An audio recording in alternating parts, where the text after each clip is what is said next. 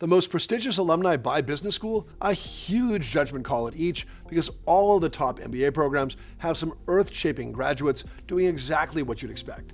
Stanford GSB alums founding tech startups, HBS grads leading Fortune 500 companies, Wharton and Chicago grads crushing it in finance, but these schools also all have notable wildcards. Let's start with HBS. Sure, Harvard Business School has more than filled a few C-suites. Sheryl Sandberg, the former COO of Meta, who was actually responsible for making Facebook profitable, is a 1995 HBS graduate, while Jeff Bezos' longtime second banana, now Amazon CEO Andy Jassy, is a 1997 HBS grad. And if you like beer, HBS grad Jim Koch, the founder of Samuel Adams, can help you out there. And maybe you want to buy that beer at a football game. Talk to New England Patriots owner Robert Kraft, HBS 65, or his son Jonathan, HBS 90, and maybe they can get you some tickets. Though, for those of you who should be studying rather than drinking beer and watching football, you might want to tune into online education platform, the Khan Academy, founded by Sal Khan, another HBS grad. HBS grads founding major tech firms?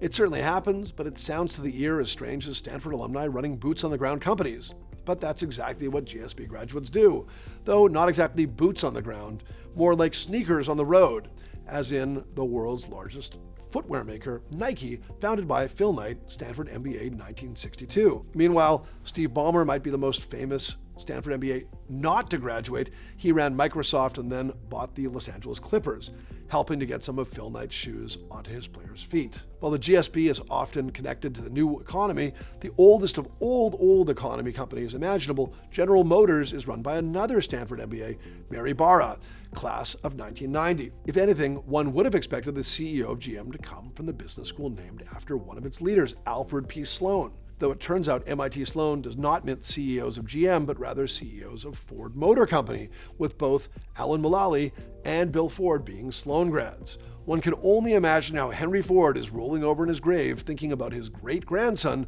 going to the business school named after his greatest rival. Rivalries don't just happen across business schools, but also across the alumni of the same business school. While Wharton has a decades-long relationship with TV giant CBS, with both the founder Bill Paley and its transformative CEO Lawrence Tisch graduating from there, the current chairman and CEO of rival broadcaster Comcast NBC, Brian Roberts, is also a Wharton grad, as is Laura Lang, the former CEO of one-time media behemoth Time Inc. and advertising giant Digitas. While Wharton is known for its ties to the finance world, you should probably look about 100 miles north to Columbia Business School for a long list of alumni changing the world of investing. All talk of Columbia and investing usually starts with Warren Buffett, who graduated Columbia in 1951, only not with an MBA, but a Master of Science in Economics. Graduating in 1997 with a more traditional MBA is James Gorman, the recently retired CEO of Morgan Stanley.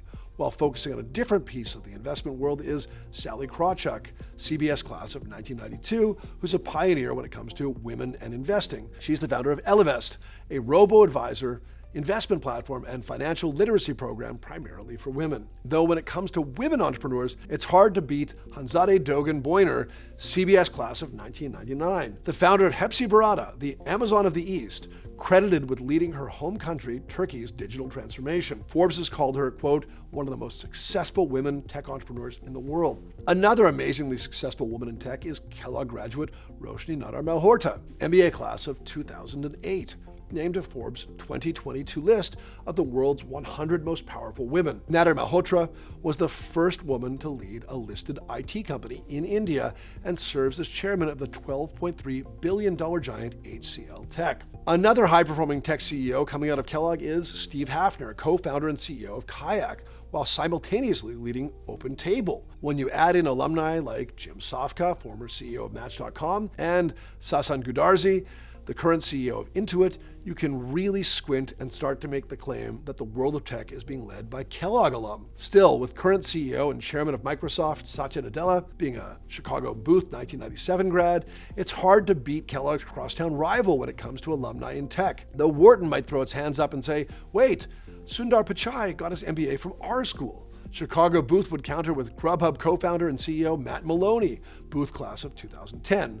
former CFO of Shopify, Amy Shapiro, and COO of outdoor apparel maker Backcountry.com, Peter Labor, class of 2008. And, well, you can see that these arguments are very tough to settle. Switching gears, one only has to look at the University of Chicago's name to know where you find its most accomplished group of alumni, and that is finance.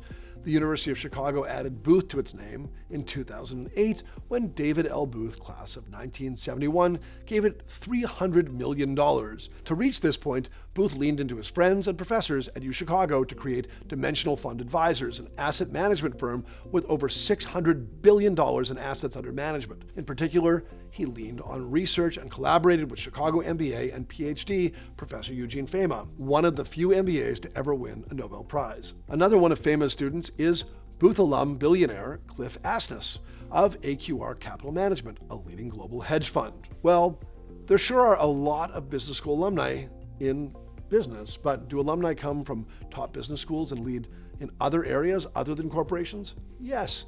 In fact, business school alumni can lead whole countries. Depending on your politics, this may be a good thing or a not so good thing. President George W. Bush is an HBS grad. Prime Minister Rishi Sunak of Great Britain is a Stanford alum. Prime Minister Benjamin Netanyahu of Israel went to Sloan, while the Prime Minister of Belgium, Alexander De Croo, went to Kellogg. If you throw in a few more legislators, mayors, and other elected officials, it becomes clear that business school is a great place to prepare for government service as well.